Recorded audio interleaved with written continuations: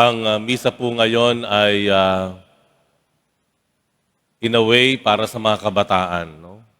Narito po kasama natin ang mga kumakatawan po sa Episcopal Commission ng Catholic Bishops' Conference of the Philippines. Narito rin po ang mga kumakatawan sa Archdiocesan Commission on Youth of the Archdiocese of Manila. Narito rin po yung mga kabataan natin na naglingkod dito sa ating simbahan sa Quiapo Church. Kasama na rin po yung mga kabataan na nagsisimba no? Sa araw ng Lunes, alas 10 ng umaga dito sa ating simbahan. Pati na yung mga kabataan marahil na nanonood live stream. Ayan. Kung maaari po, pwede bang tumayo ang mga kabataan na naririto ngayon? Pakitayo nga po. Mga kabataan. O kumakatawan sa mga kabataan. Sige na, no? Ayan, ano. Mga altar server, kayo ba ay mga ilang bata kayo? Ayan, ha? Dito po sa ating congregation, mga kabataan. Ayan, palakpakan po natin ang ating mga kabataan. At ang ating World Youth Day Cross na naririto po sa gawing kanan po ninyo kung inyong makikita.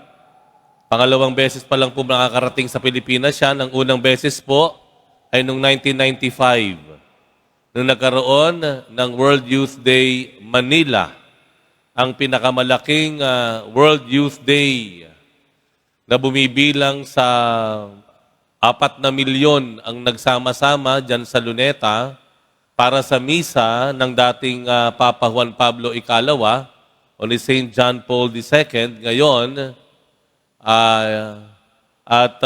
kasama po niyan ay ang icon ng Mahal na Birheng Maria, Health of the Roman People, Salus Populi Romani. Ayan po. Magkasama po lagi sila. Umiikot po yan sa buong mundo at yan ay titigil po sa 2027 sa South Korea. Ito po kasi ang pagdadausan ng World Youth Day. Ayan po. Ngayon po, nung Biyernes po dumating yan, ito po ay iikot sa buong Pilipinas. Sa katunayan, mamaya po ng kaunti, pagkatapos ng misa, yan po ay ibabiyahin na papuntang Northern Luzon. Okay, sa Northern Luzon. And then after that, ililipad papuntang MSPC, no? Mindanao Sulu. O yun, sa Mindanao. Cagayan. Central Luzon. After Central Luzon, balik dito, Mindanao na. Okay. Dapat pala nailagay natin yung schedule, ano? Hindi natin nailagay sa monitor. Ikot po yan, Luzon, Visayas at Mindanao. At ano makakasama po ng mga kabataan na makikita-kita sa Naga sa darating na June 10 to 14 para po sa pagdiriwang ng National Youth Day. And by June 22, ililipad na po yan papuntang Taiwan. Ayan. So bago dumating po ng Biyernes yan dito sa Pilipinas, nagaling po yan sa Japan. And then, after dito sa Pilipinas, dediretso po yan sa Taiwan. Ayan po, ano? Kung babalikan natin ng World Youth Day, 1995, ano nga yung tema nun? As the Father, tell the world of His love, ang kaniyang kanta. Ano yung doon? Ano yung tema doon? Hindi pa kasi ako buhay noong 1995 eh. As the Father has sent me, so I send you. Ayan, ano? Kung paanong sinugo ako ng Ama, isinusugo ko kayo. Tama-tama po sa Ebanghelyo ngayon. Ang Ebanghelyo po ngayon ay nangungusap tungkol po sa pagiging evangelizers, mga saksi, no? Ang sabi ng Panginoon sa Ebanghelyo, susuguin ko kayo. Ayan. Sinusugo ko kayo. Ayan. Ano? Sinusugo ko kayo ang sabi ng Panginoon. Ibig sabihin, tayo ay magiging mga preachers, missionaries. Ayan, ano po? Missionaries. Ano ba pagkakaalam natin sa pagigmi-mission? Ano ang ating unang pangunawa? Pag ikaw ay misyonero, ano ginagawa mo? Pinangangaral si Jesus. No? Marami na po tayo mga misyonerong Pilipino.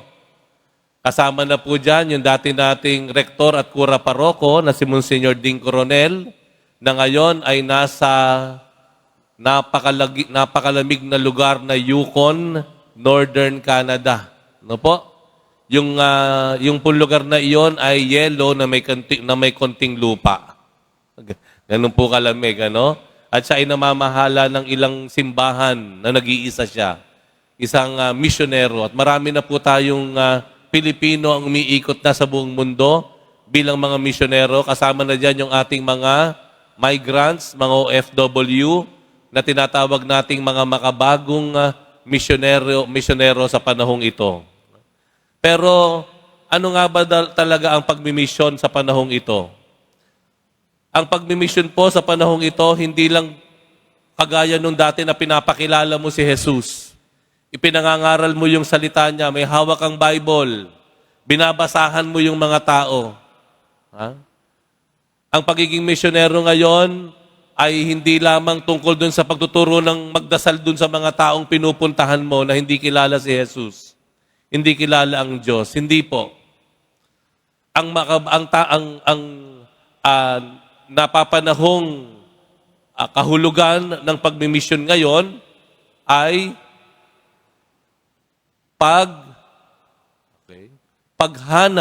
paghahanap sa Diyos sa mga lugar na pinupuntahan.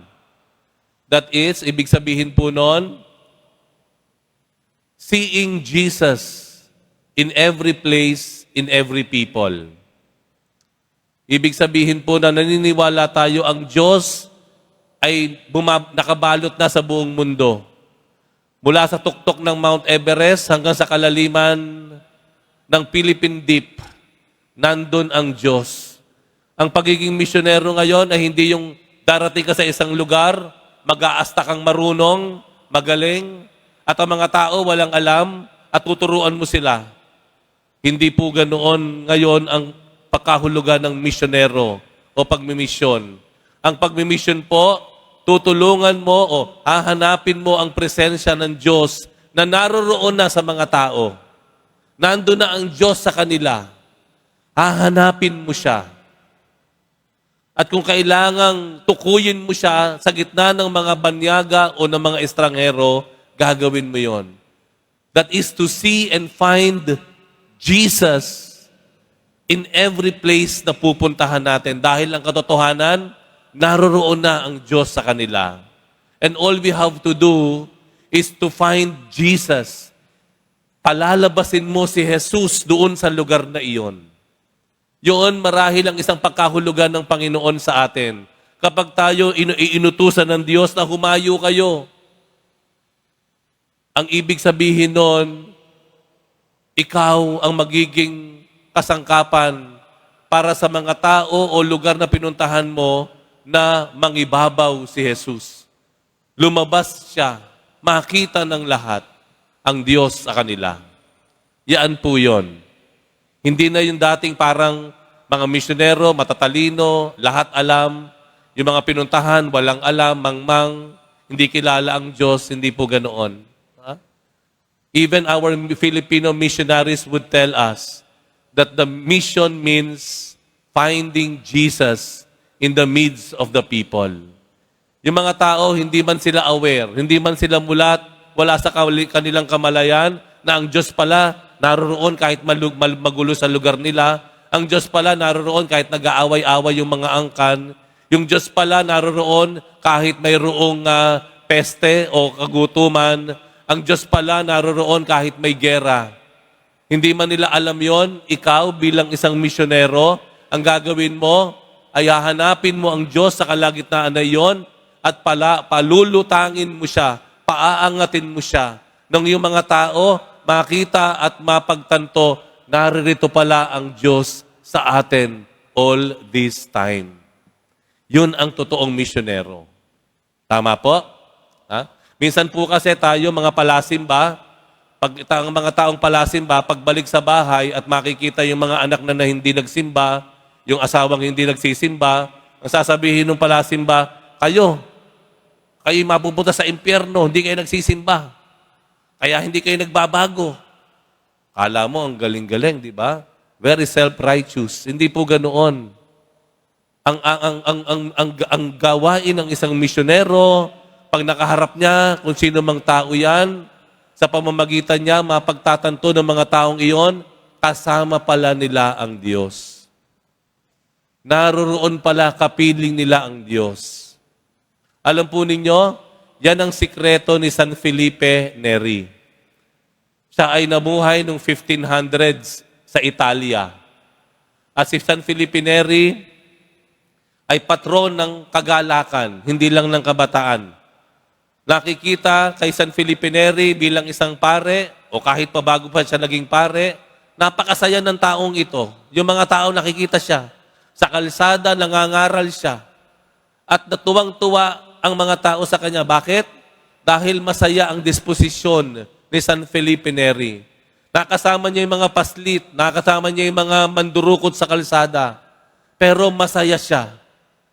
Masaya siya na nakikihalubilo doon sa mga kriminal. Masaya siya na kaharap niya yung mga taong umuusig sa kanya.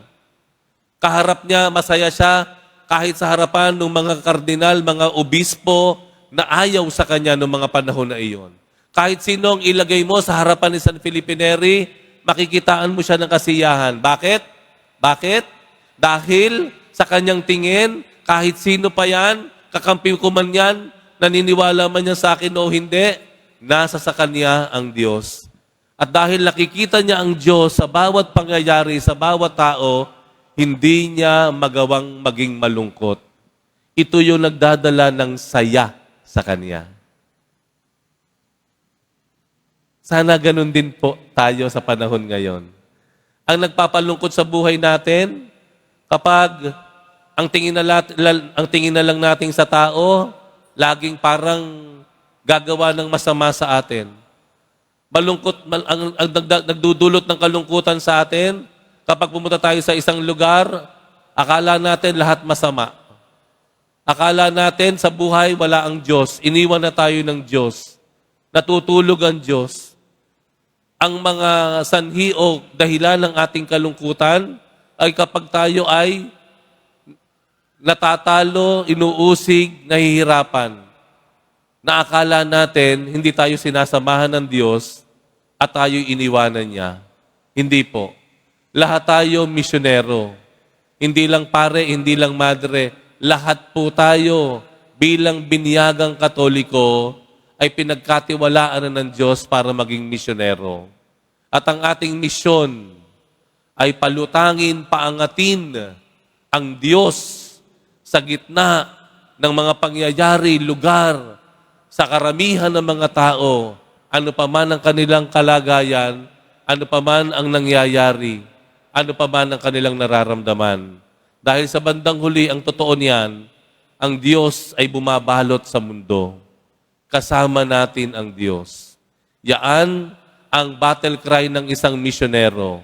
Kasama natin ang Diyos. Sana po, tayo, aalis ang simbahan, mayroong misyong daladala. Sa puso natin, maliwanag sa atin na tayo ay misyonero. Huwag kang mag-alala kung hindi mo kabisado Bible. Huwag kang mag-alala kung wala kang kabisadong nobinaryo.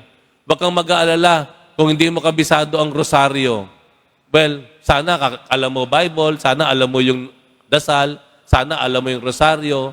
Pero kung sakaling hindi mo pa alam yan, huwag kang mag-alala dahil meron kang kakayahan.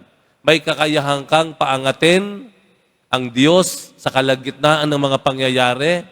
Mayroon kang kakayahan na mapagtanto ng mga tao na hindi sila nag-iisa, hindi sila iniwanan, kasama nila ang Diyos sa bawat sandali ng kanilang buhay. Kaya sabihin natin sa Diyos, Panginoon, ako po ang iyong misyonero.